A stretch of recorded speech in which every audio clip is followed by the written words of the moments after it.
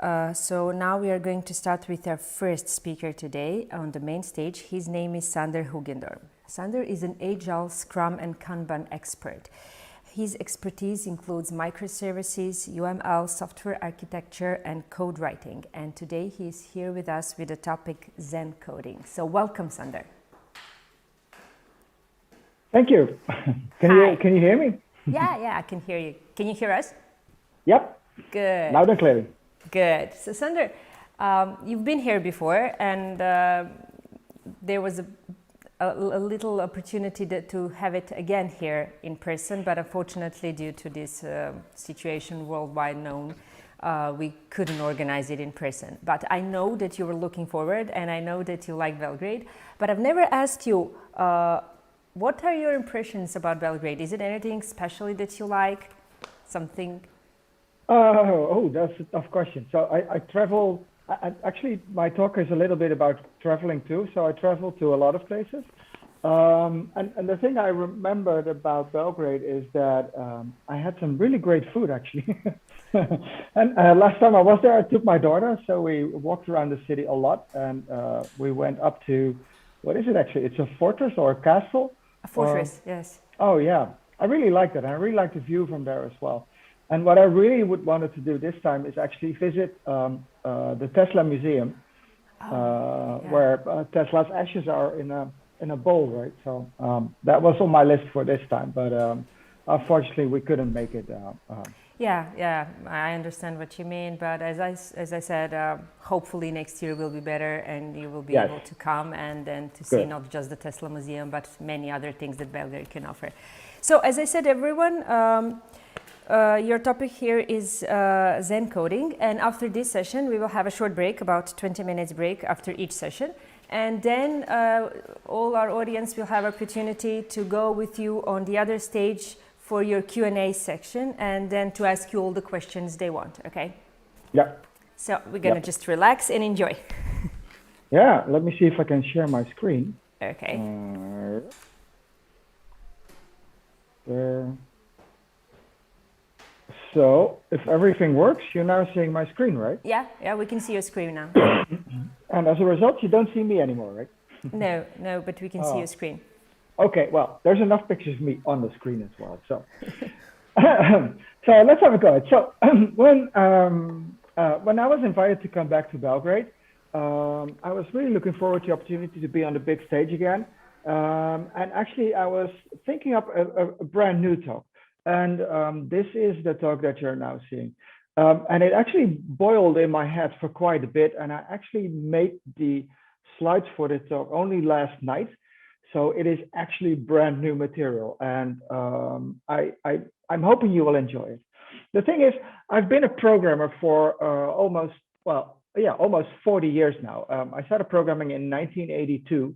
And I got my first real computer, because I did that on my dad's calculator, in 1984. And I made my first money with writing code 35 years ago, right? So I've been doing that for quite some time. And the thing is, over time, I grew to have all sorts of habits in how I write my code that really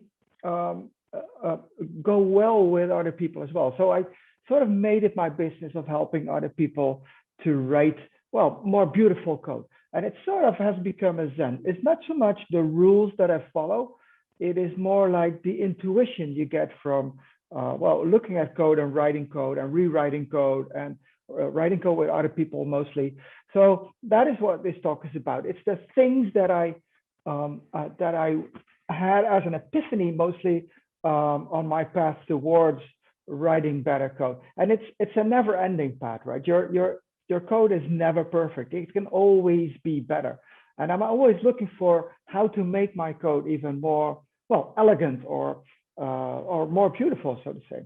So this is me. Now you don't see me anymore, right? So I have to click my slide deck somewhere. Okay, that doesn't go well.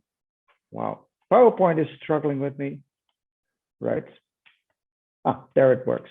So this is me. I travel a lot, as I explained. This is me in Sumatra in Indonesia. And for me, traveling is it doesn't go for everybody. For me, traveling is something that I learn a lot from. I get a lot of joy from it as well. And the nice thing is I found this blog post that says, well, the reasons for traveling is, well, you learn languages. Well, that means like C# or TypeScript or Elm or React, or what's not really a language actually, but you learn different languages. That's a benefit of traveling, right? Also, you learn about new cultures. So here's some Scrum people and a tester and all sorts of different cultures, right? And history, you learn about, well, Java and COBOL and very old languages.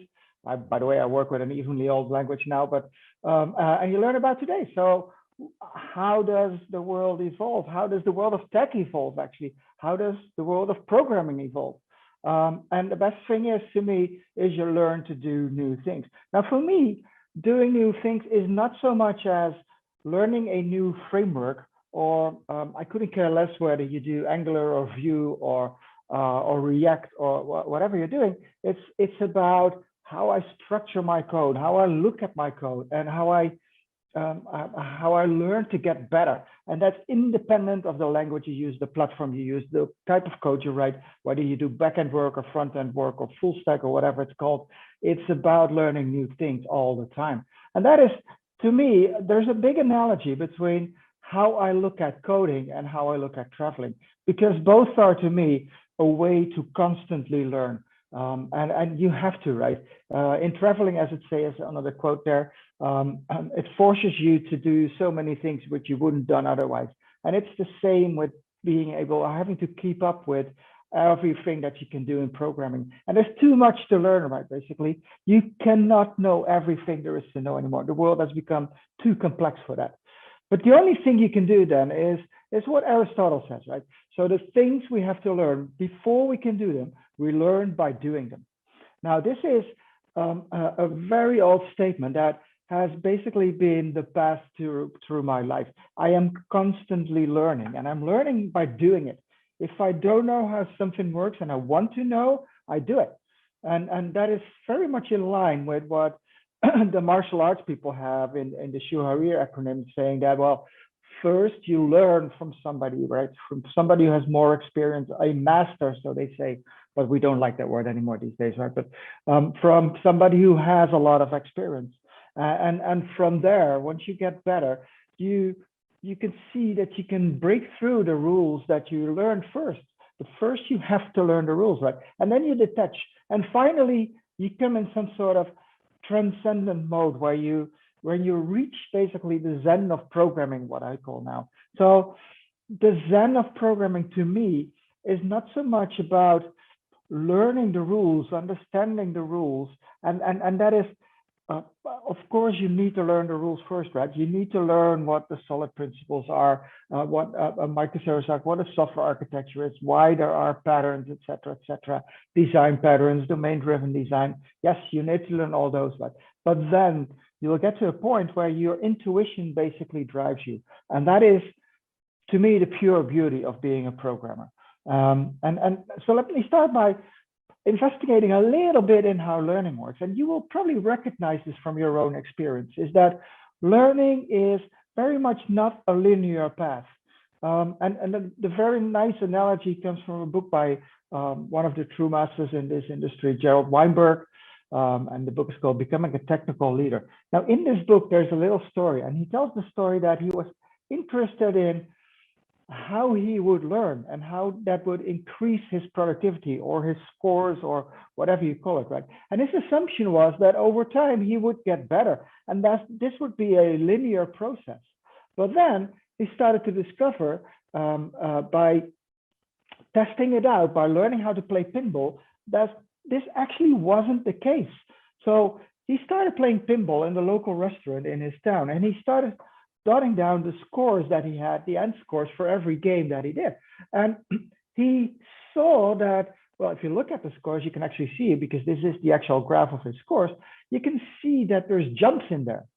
And he started looking at these jumps, and he was very curious about where do these jumps come from.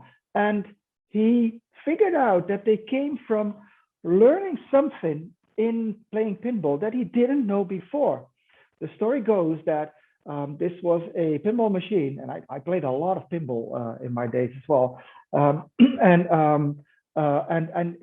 This machine had a multi-ball feature, right? So at some point in time, after doing a series of things, you get multiple balls in the play. Well, if you have ever played pinball, you know that this is a hard thing to do. You have to keep track of all these balls. Now, this is where you need to try and learn something new. And what he did is he said, well, I'm going to focus just on one ball, because the risk with multi-ball is, and you've probably had this too if you play pinball, is that they, at some point in time, all of a sudden, they're all gone, right? And then your game stops. But if you focus on the one ball and constantly keep that in mind and keep an eye on it, then the likeliness of all your balls disappearing at once is much smaller. So this is a new technique. So he figured out that it would look a bit like this, right? There's these jumps where you figure out something new, and then your productivity or your scores go way up, way more than they do before. So it's not a linear line. But then he discovered that right before each of these raises in scores, each of these making use of a new talent, there was a gap in front of it. His scores lowered because here he is experimenting with something new, experimenting with his new idea about how to use multi-ball. It might succeed, it might fail, and you have to try. And this is where the interesting part is when it comes to learning. It is, you get stuck at some point in time, only slightly growing until you have this, let's call it an epiphany, right? You have this moment where you say, what if I try this? And you fail at first usually, but from that, you grow and you see that there's this new technique that might help you get to a next level. And that is the most interesting part about learning. And that also is an analogy between travel and code, because I have these epiphanies all the time. You learn stuff. And there's a nice quote from Gerald Weinberg that says, well, software development is different. It is more complex than anything people have ever before attempted to engineer. And that's why we must learn from any place we can, in any way we can.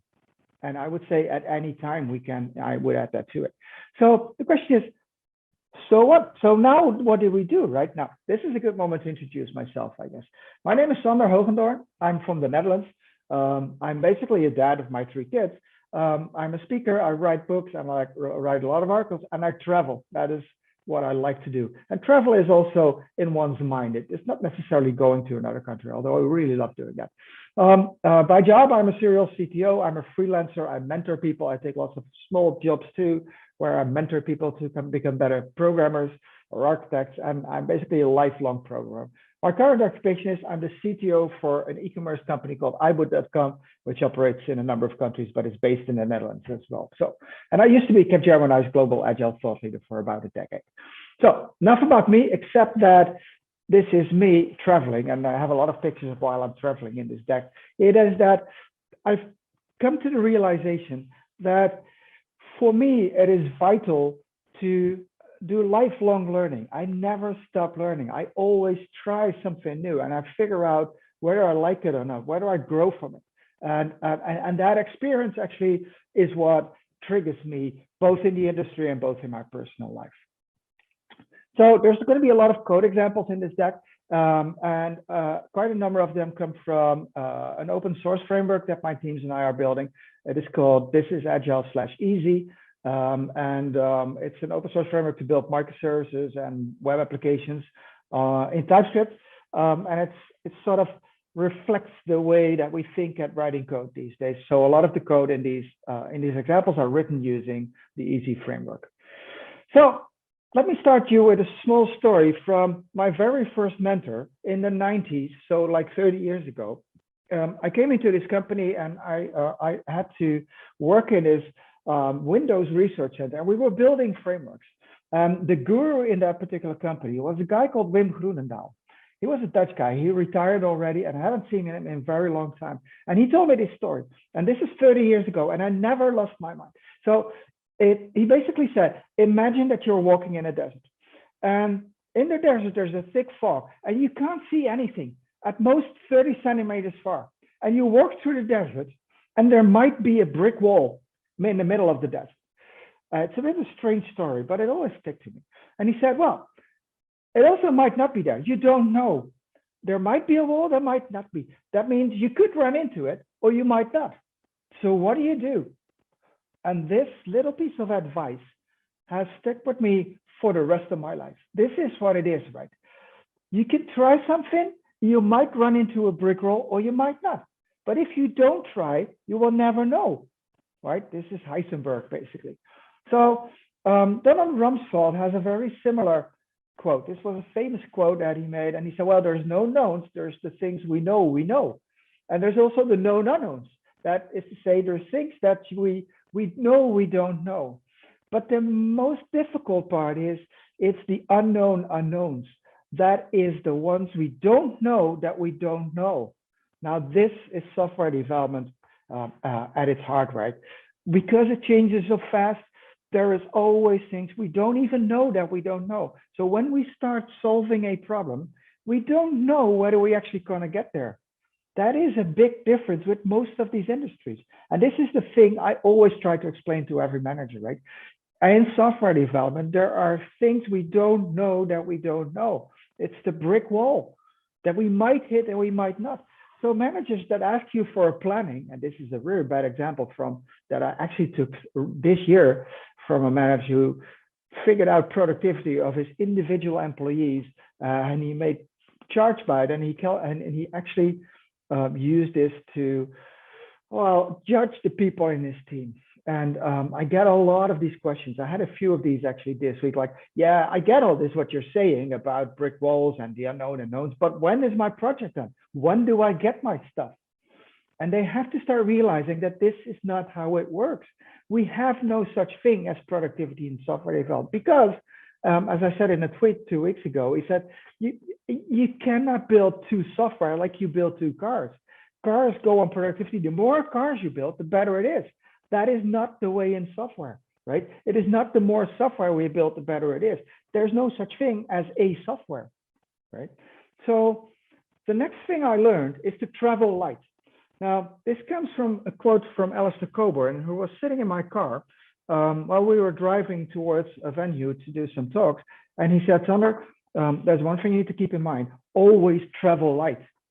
And from that point on, I started packing when I travel more light and I take less stuff with me. And every time I come back, I look at the stuff that I didn't use and I'm not packing that next time. And it is exactly the same as how I write code, right?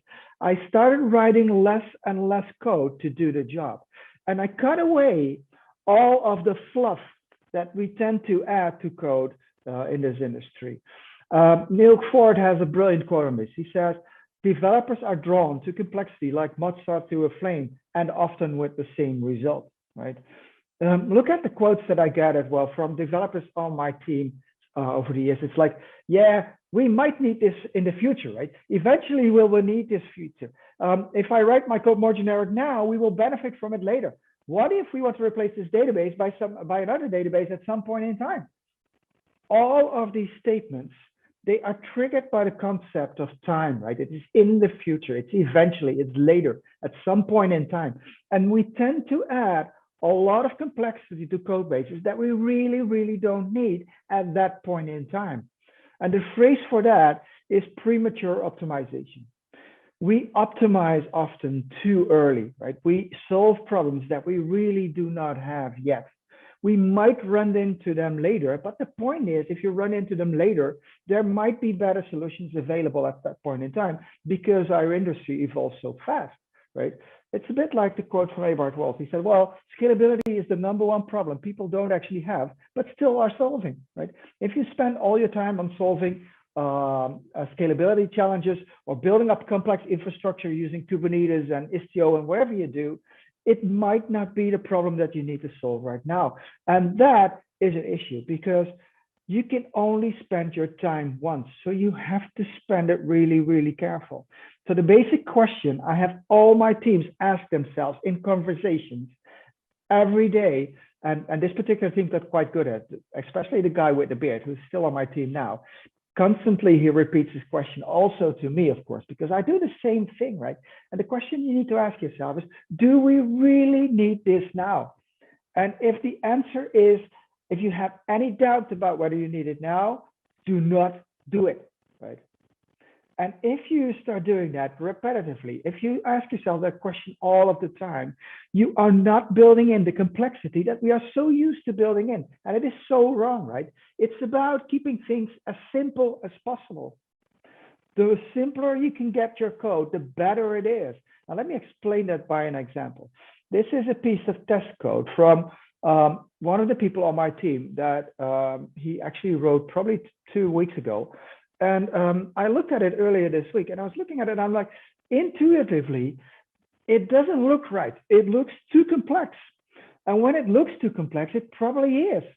So I started refactoring this code, and it took me a little time because I'm quite well aware of how we build code. And I refactor it to this, right? See, the difference between this one and this one is that this one looks a lot cleaner. It's shorter. It's more concise. It is actually less code. And what I realized that over time, I started writing smaller functions all of the time. Most of the functions I write these days, and this is actual code from a couple of weeks ago, actually. And most of the functions that I write are single line functions. And you might say, yes, but this doesn't do anything. And that is true. And that is all because I managed to put everything in the right place. So everything has a single responsibility. There's a principle for that, right? The single responsibility principle. And if you put everything in the right place, and you have an architectural picture of where you want to put stuff, what are the patterns that you're using, you can actually go to having single line functions.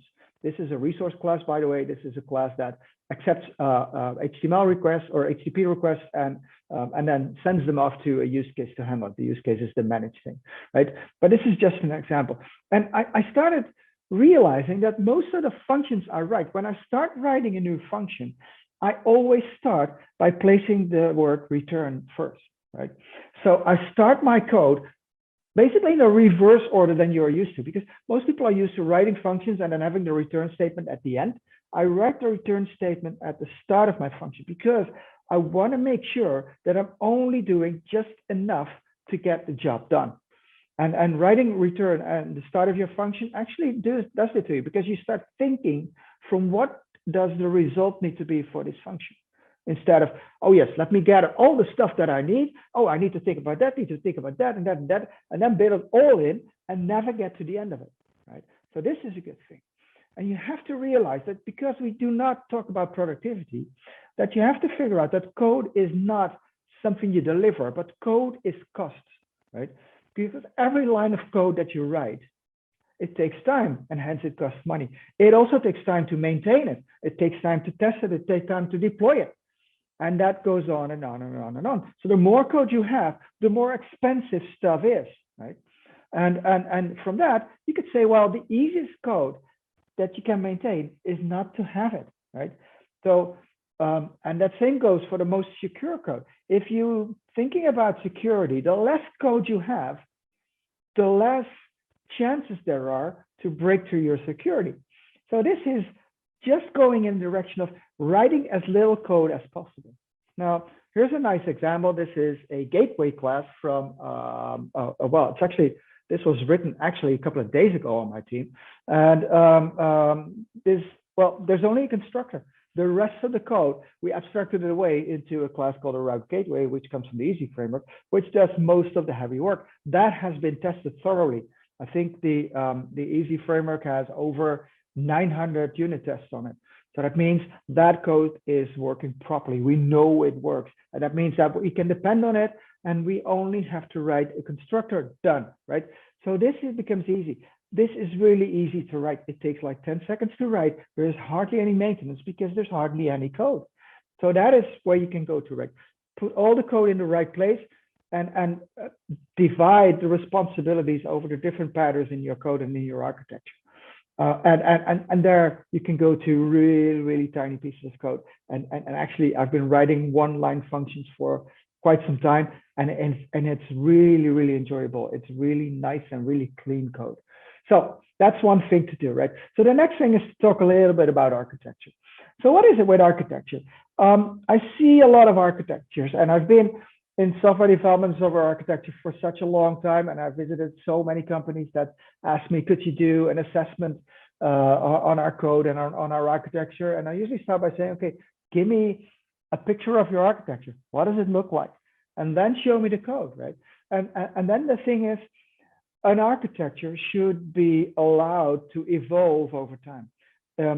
Better architectures are actually allowing you to change the perspective on it, to maybe change the bigger picture on it. Where do you go from monolithical applications to service-oriented applications to microservices and micro applications? These are all architectures that need you to allow you to change it all the time. And Niels Ford, who just wrote the book on evolutionary architecture, he says, well, evolutionary architecture supports continual and incremental change in many dimensions. Now, the nice thing is, I wrote a book in 2003, and although it's about UML, it actually contains an architecture, which was a model of the architecture that I was using for a couple of years in very different styles and in very different environments and languages, actually. And the nice thing is, I still use it. So this architecture is like, what, 30 years old, and I've had written code in it in many different languages and many different frameworks, and it still sort of fits because it grows along with what you do. And the patterns are quite simple. So this is not saying use my architecture. It is saying define the architectures that you want and define it in a way that it can evolve, right? My architectures always evolve around the domain. So domain-driven design is always at the heart of it. I'm not talking about domain-driven design today because I only have like 45 minutes. And I could probably do this thing for a whole day, right? But this is the heart. It's my entities, my value objects, my enumerations, and the way these objects relate to each other. It defines the domain of the small piece of software that I'm writing, usually a microservice or a micro application. Around it, there's the classes that handle that, or classes or functions. It doesn't have to be a class per se, right? So there's the repository. And the repository is responsible for handling individual instances of your entities, or getting a number of them, of storing them away again, and storing away that is done in different ways. On top of that, I always work with use cases. I've done that for like 25, 30 years, and it sticks with me. It's the way that we look at authorization, authentication. It's the way that we look at processes, and that is all handled in what we call use cases. They actually become things in code. On top of that, if you write a microservice, for instance, you have a resource class like the one I just showed you, and I'll upload my deck soon so you can look at the code examples at home too. And there's the resource class, which basically handles the incoming HTTP requests, and it does so, and it sends it onto the use case, which uses repositories and entities, and then you need to get to maybe a database, maybe another service, maybe a service outside of your environment. So there's a bottom layer on it, or a bottom part of the service of the architecture that goes again outside of it, and it's only used by the repositories. Now, the nice thing about this architecture is it has served me quite well in 20, 25 years already, and it grows with it. It's actually allowing me to evolve to using new platforms, new frameworks, new technologies, and it gives me sort of a head start in how to structure, how to organize my code. And it works with me every time. The nice thing is, I recently looked into Bitbucket, which I rarely do, because I don't really like it actually, but, and I found a code base of one of my teams that was last changed in 2014, but it started way earlier, probably in 2008, I would say. So this is old code, right? And if you look at this code, the structure is still there, right? We have a data layer, there's a business layer, there's a process layer, and there's a web layer, because I use the same architecture on building web applications as well. And even if you look into the code, so this is C# code from probably 2008. It's my own code. I found it a couple of months ago that was still there, and that was really nice to look at. I could still read it, right? Because it's very clear, very concise code, and I know what a repository does. I know what the role is this particular class is in this architecture, so I know what to do with it. So I can recognize the code immediately without having to look at it. Similar, this is a repository from a Java project that I did in 2014, 2015. It is still a repository class, so it's still the same thing, but in a very different technology and a very different language. So it looks different, but it has the same role in what it plays into my architecture and my code. And I took one from one of our own services that we build. Well, this is my own code, like, oh, it's not false code. So it's again, this is a repository, and I shortened it to repo because I like to shorten things. And there's a repo ancestor class that does most of the work. It comes from the Easy framework again. And this is basically having the same responsibility, but in a very different language, in a very different era. A short description, by the way, but this is again just an example of such an architecture. This comes from the this is Agile Easy website on GitHub where the code resides. So there's a description of this architecture if you want to read it back, just for reference, right? And the nice thing is, I've been building microservices since a very long time, since we coined the phrase microservice basically in this industry. And the microservices architecture is an architecture that can evolve quite quickly. So this is very much an evolutionary architecture. And the nice thing is, my own architecture fits perfectly in it. So all of the code that I've been writing in writing microservices in the past, 7, 8 years, they all still adhere to this, and it's very evolving. Now, there's one more thing, and it's a thing that Neil Ford made me realize, but I was doing this all the time because it's actually the same idea as asking yourself, do we really need this now? And that is postpone making decisions to the last moment you can, the last responsible moment, because that is the moment that you know the best, you have the best knowledge. And I use this picture because this is from our summer holiday in Italy. Well, you can see it's in the Colosseum, right? And we wanted to travel, but we couldn't travel because of COVID. And we first wanted to go to Thailand, and that didn't work. We wanted to go to Iceland. That didn't work because the car rentals were too expensive. Then we decided Norway. Then we decided Turkey. And in the last possible moment, just a few days before we actually had to go, the only option we could find was Italy. If we would have booked one of these vacations previously, a long time ago, none of them would have succeeded. They all would have failed, right? So here's the thing, and I do this with everything in my life. I take decisions at the last responsible moment to take them. And that has helped me in a lot of things about software development. So the next thing I do want to talk to you about, because time is running fast and I have way too much material for this that I gathered over the past couple of weeks, is one thing that came to me in 2014, I think, and that is Monads. I had never heard of Monads before, and you might not have known about Monads before, but this is one of the defining moments in my, well, let's say career as a developer, is that when I ran into Monads. Now, I'm going to try to explain them briefly. It is very hard to explain in a couple of minutes. Read about it. My guess is the first time you read about it, it is very hard to grasp, but you have to start looking into it because it's a game changer in how to write code. So I'll show you a quote from Douglas Crockford. He says, well, monads are amazing. There are simple things, almost trivially implemented, with enormous power to manage complexity. And that is very much true. The only problem with it is, but understanding them is surprisingly difficult. And most people, once they have that aha moment, seem to lose the ability to explain them to others. Well, there you go, right? And this is Monads. So I'll show you Monad in action. This is the repository class, and I might be able to turn on my pointer here. So this is a repository class, and it has two methods. Now, the first method, it says this.gateway.byId. What I know is that it returns a promise. So this is written in TypeScript, so it's JavaScript under the hood. And a promise is a monad. And what the monad does for you, the promise, is it takes away that you have to take care of asynchronous behavior of your code.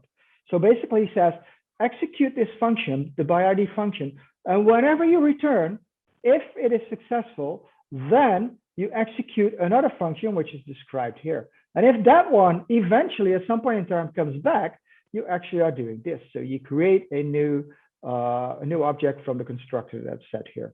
Now, this is typically what a monad does. It takes away, behavior that is on the side of what you're doing, right? In this case, it's a promise, and the promise takes away the asynchronous behavior from your code. So you don't have to worry about the side effects of that code. In this case, the side effect being asynchronicity, right? And the same thing you can see from the updates function, which is down here. It actually has a whole chain of these. This is what you usually get when you work with monads. It's that they chain because they need to keep the execution of these functions that are here inside of the monad. Now, this is where it becomes hard, right? So I'm going to try to explain it for you. So basically, a monad, you put something in the monad. In this case, I'm putting in an ID. And based on that idea, you do stuff with it. You execute on that behavior. So you execute functions on the thing that is inside of the monad. In this case of the promise, the functions are all listed here, right? So these are 5, 6 individual functions that are executed inside of the monad. So the monad can take away the side effects from that behavior. Now, another nice example I'll show you is, I'll show you how they work first, right? So a monad is basically a box. And the first thing you do is you put something inside of the box. And once you've put something inside of the box, you can apply a function to it. It's usually a lambda, but it could be basically anything. It could be another function of your class, whatever you do, right? And the nice thing is that function can transform the object into something else, right? If you go from, I don't know what, from an order to an order line, or you group order lines by an order in an order, or you add an account to it, whatever, stuff like that, right? And you can do it multiple times. And eventually, when you are done with handling functions on your object, you get the object out again. But in this case, there's a totally different object coming out usually. Now, here's the interesting thing. So the monad is the box, and the box executes the functions you give it, and it handles the side effects. So like exception handling, for instance. To be quite honest, since I started to use monads, I haven't written, well, probably one, a single try catch block anymore, right? Because I have a monad, which is called a try, but there's other monads doing it as well, that take away the side effect of handling exceptions. Now, that is a very nice concept. And the good thing is that your code becomes so much more robust by applying monadic code to it. I'll give you one example from it. This is the case monad that is in the Easy framework. It's open source. You can look at the code any day. By the way, if you like our code, please star it. That's just a good habit to do. So this is the case monad. So what you can see here is that the main thing it does, it handles a case. So this is basically a switch case, choose case statement, but it's a safe one, right? Because what it does, every function that you give it, so you first check if your predicate is true, and then you execute a function. And this function is executed within a try catch block.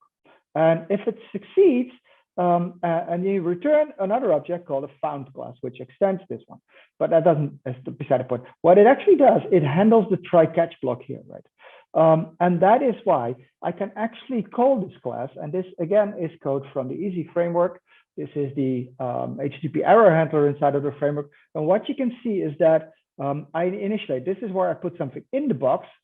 So the box is called choose, and it has all these case statements. Every one of these case statements checks whether this predicate is true, and it checks it in a safe way. And if it is true, it's going to execute the method that comes with here.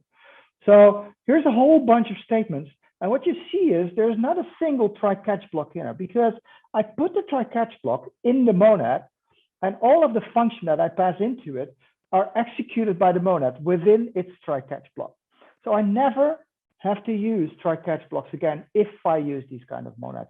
And again, what you can see is I usually start these functions with return statements, so I know where to work towards instead of working from something. Now, I encourage you to look at monads and to investigate into it. The nice thing about the Easy framework, it contains quite a few of them. As you can see, for instance, there's a small one here on the previous slide. Where is it? Let me go back. Where it says when J not is defined. This is actually also a monad. It takes this object and it does all sorts of validations. And if they fail, it returns a promise actually that rejects the result. So this is, again, also a small monad that takes away asynchronous and exception handling, actually. So let me go forward. So I encourage you to look into monads because they are really, really important to get more robust code. Because the nice thing is you only have to test the functions that you pass into the monad. You don't have to test the behavior of the monad yourself, once you've done it, of course, but you only have to test the individual steps that you put into the monad. And that becomes a lot better way of testing the code. Talking about code testing, I need to go through this, right? And I'm going to do this fast. You have to unit test all your code, everything, right? And the reason for it, I'll skip this one for a bit, is that every unit test gives you a bit of confidence in where you go to, right? So here's a set of unit tests. One of them fails. I know that my code is not working anymore. If I change my code later, even with a successful set of unit tests, and one is failing, I know that I've broken the code. And that is such a vital thing to know when you're writing code, right? So here's the Sonar Cube. Sonar Cube is a tool for doing static code analysis. It runs all the unit tests. It's inside of pipelines. This is inside of the pipeline of the Easy project itself. So the Easy project at this point in time, I took a screenshot yesterday, has 95% code coverage, which is quite a lot. It has quite a few, I don't know exactly how many there are. I can't see from the screenshot, but there are almost 900 unit tests on the code base. And given the fact that it's 2,300 lines of code, that is quite a lot of code tests. So the good thing about having unit tests is that it gives you constant feedback on where you're going. And that is so important. If you want to keep your cycle sorted, if you want to keep stuff simple, and you have to do that, this actually helps you to do that. And the nice thing is, I started to realize that I actually never even debug my code anymore, because I just have tests for everything. And if something doesn't work, I create a test to check out why it is not working. So it's a very different approach to working. But unit testing as such is actually very passive. And I had this conversation over the last couple of weeks with somebody on my team, and she said, well, basically, well, the first thing she came to me, said, oh, well, I wrote all the code. Now the business needs to test it. So they were not used to doing unit tests. So I explained them that you need to unit test everything you have. And now she gets to the point that she says, well, I just wrote all the code. Now I only need to write the test. So she's writing the test afterwards. And that is a very passive use of using test techniques that we have. And yesterday she came to me, she said, well, and she got a step further, right? She's now on the point of writing very small functions. She said, yeah, I refactored the code into several small functions, as you suggested, and they become much easier to test. And then she said, well, now I only have to write the tests, right? So she's still doing it behind writing the code. And you can do better, because using unit tests as unit tests afterwards is only one thing you can do with it. But the basic thing, it is actually a design technique. And I'll explain that to you, because this is, again, an epiphany that I had probably like 10 years ago, that it makes writing code so much better, right? And Gerald Weinberg again says, well, design is the progressive elimination of ambiguity. And that is exactly what you can do with testing, right? So I'll give you an example. I actually wrote this code yesterday. This is actual code on our project. So I had to write an identity class, and I wanted to write a function called isAllowed to see if somebody is allowed to do something. Now, I always start with just thinking about the signature. I'm going to say, okay, it's an isAllowed. It's return a Boolean. By default, we'll put false in it, right? That is the first implementation. And then I write a test. Now, the test looks like this, right? It says, I have an object, which is an identity. It has no scopes because it's an empty array.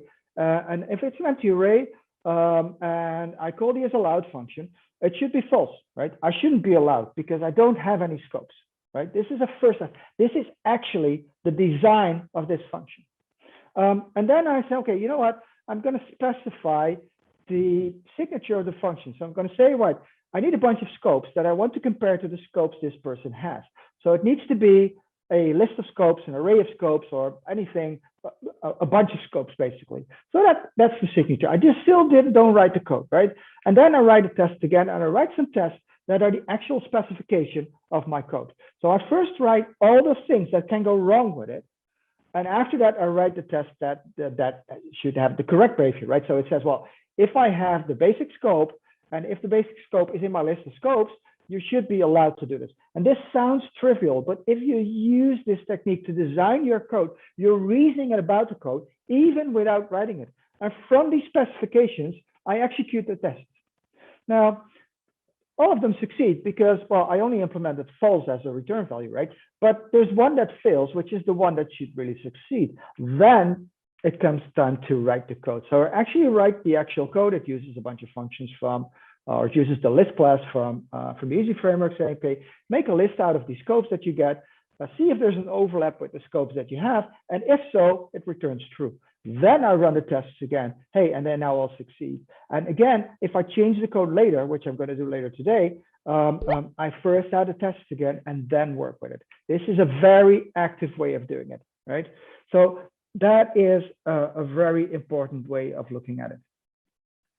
Now, I'll take you one topic further down the road, and that is the fact that is, well, as I explained, we are in a very complex world. Right? We get to stacks that become really, really complicated. And if you look into a nice framework here, this is the Kanban framework, which has 4 zones. And I'll explain really, really briefly, right? In the obvious zone, it's easy stuff. There is a single best practice to a problem. You apply it, you're done. In the complicated zone, there is a set of good practices people have used before, some are in this world, and you can do some analysis. You can choose one, you can solve the problem. The whole issue with software development is that we're not there. We are usually on the left side of this diagram. It's either highly complex, meaning somebody in this world has done this before. There is some practices emerging from it, or we don't know shit about it. It's chaotic, right? We have no clue how to solve this. And the nice thing in that area, and that is where most of us will live, is that, again, this is the realms of the unknowables, right? Remember the unknown unknowns? This is where we are. And Dave Snowden, the author of the Kanban framework, says, well, the chaotic domain is nearly always the best place for leaders to impel innovation. So here's what you got to do. And you got to teach yourself this is do experiments, do really tiny, small experiments and see if they work. Again, this comes so close to testing, right? You write something that you hope will work. You start with the smallest thing possible. You think about everything that you do not need to add now and don't add it. Write the test, see if it works, take the next experiment. And from there, you'll learn by doing. So what I learned my teams to do is actually figure out what small problem are we solving today? And that is the only problem you need to focus on, right? All of the other stuff, you push it away because you defer all the decisions that you need to make to the last responsible moment, right? And micro teams is my way of looking at it from a team perspective. They say, okay, pick an item. And anybody in a team, I have a team of 12 people now. I really like to extend it with 1 or 2 people, right? But this is what we have now. And with every topic that comes in, we make it small. We pick the topic, we form a small team, 2 or 3 people that work on it. They discuss it, they work on it, they solve the problem, write the test, write the code, deploy it, run it into production. They disband the small team again, go up into the bigger team of 12 again, and we pick up the next problem. And this is a perfect way of sharing knowledge, sharing experience, and becoming better at what you do, step by step. It is all a learning experience, right? So here's some examples. Here's a developer and an ops guy. Here's a QA guy standing up and 2 developers. Here's 2 developers working together. Here's an architect and a developer. And again, the architect is on the left, of course, because he's praying for it to work. And the developer knows because he's tested his code, right? So micro teams is a way to put all this into practice in really teams. You create small teams day by day by day. And you solve a single small problem, and then you take on the next thing. So you make everything small, and you solve it with a bunch of people that learn from what they do, right? So I'll skip this one. And here's the last thing. I'm going to keep this really brief. I can do this in a minute. This is my mother and me at a dinner. This is like 2-3 weeks ago. I just returned from Italy. Now, my mom used to go on holidays with my dad to the same campsite in France in a village called Vincennes. For I think for more than 25 years, and they really enjoyed going to the same campsite year in, year out, actually twice a year. So they got there, they know the people, and they were really happy. But every time I come back from holidays, and I travel to different countries every time, I meet up where I show her a picture. She says, "Oh, why did we never go there?" And then I said, "Well, because you always go to the same campsite. You're different than me, right? You are somebody who likes to do the same thing and repetitive and takes joy from that. And that is really good. I'm different. I like change. I like travel. I like discovering stuff. So the question is, why did we never go to Italy? It's because, well, basically, if you keep on doing the same thing, you will never get to the next part, right? And that is good because not everybody loves change. I do. I live by change, right? I do different things every time. But other people like stability and like doing the same thing every time. And that is also good because we actually need both types of people in this world. And there's much more types of people, of course. But if you are a developer such as me, and you get into this game and you want to make the change inside of your company, there's one thing that I learned that you should always allow yourself to do. And it is always ask questions. And always ask questions as if you don't know anything about what you're doing, right?